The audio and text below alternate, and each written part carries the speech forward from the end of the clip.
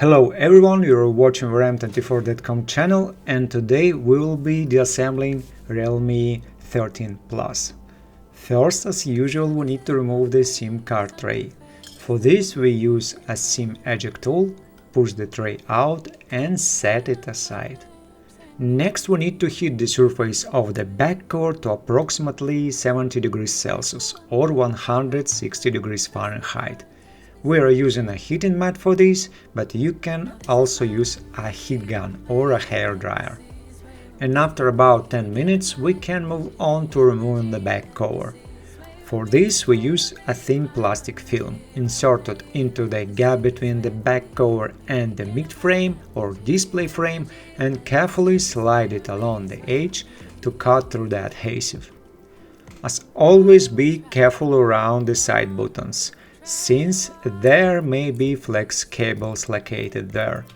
Also be careful around the camera area, so you don't accidentally touch or damage the lenses. So we open the back cover. As we can see, there is nothing mounted on the back cover itself. After that, it is best to cover the camera lenses. For this we use a protective film. Please note that we apply the film not directly on the lenses, but on the rim around them. Next we move on to removing the screws in the top section. For this we use a Phillips H3O screwdriver. We unscrew the screws and place them on a dedicated surface. Keep in mind that the screws are difficult to remove and may not thread properly if put back in the wrong holes. So it is best to organize them in a specific order to make reassembly easier. Now we remove the last screw, which has a warranty sticker on it. Apparently no one has opened this phone before us. We proceed to remove the top cover. For this we use a non-metallic tool to avoid shortening anything on the motherboard. Carefully pry it up, gently rocking it and check where it is still held in place. Then we remove the cover and set it aside. The flash module is mounted on this cover.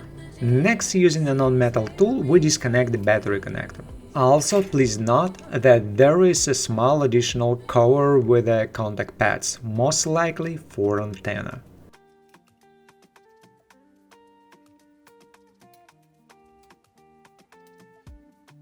And now we move to the bottom section. Here we also need to remove the screws. These screws are also difficult to extract. It is best to keep them separate from the previous ones and organized in order so they go back into their original positions. Of course, we use tweezers to remove them. After that, we proceed to remove the bottom cover. This cover usually includes the loudspeaker. It is not as easy to remove as on newer Samsung models, but we still need to find a point where we can carefully pry it up, gently rocking it to detach it.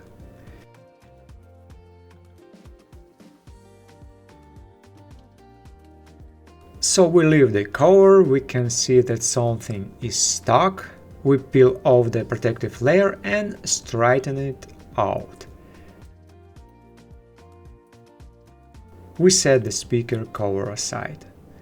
After that, we disconnect the connectors. We disconnect the interconnect flex cable, the coaxial cable connector, the second interconnect flex cable, and the fingerprint sensor connector. Now we can remove the subboard. We find the right spot to pry it up and release it from the clips.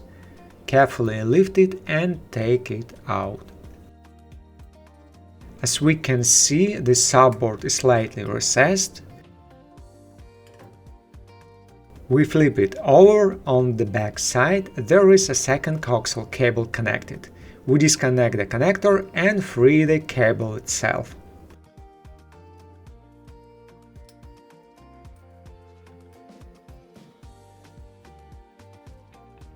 On the subboard we have the charging port, microphone and the card connector on the reverse side.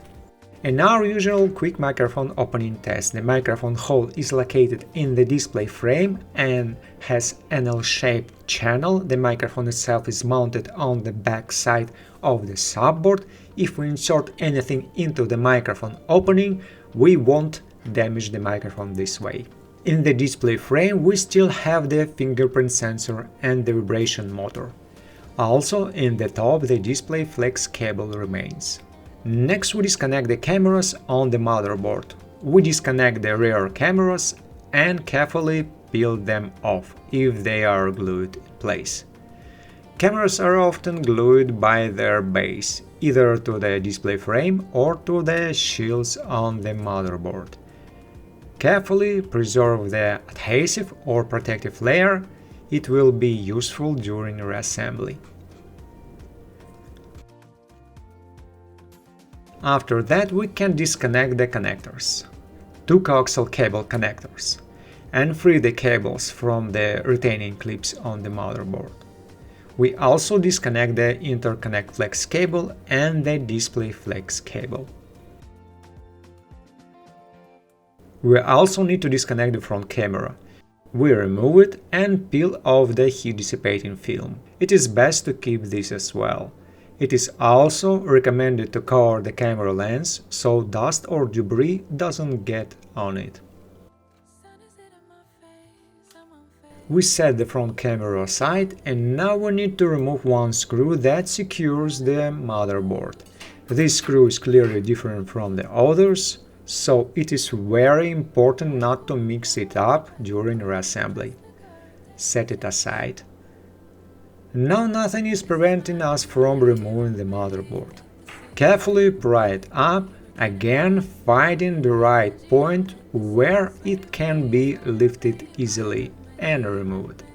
On the back side the motherboard may be held in place by thermal paste.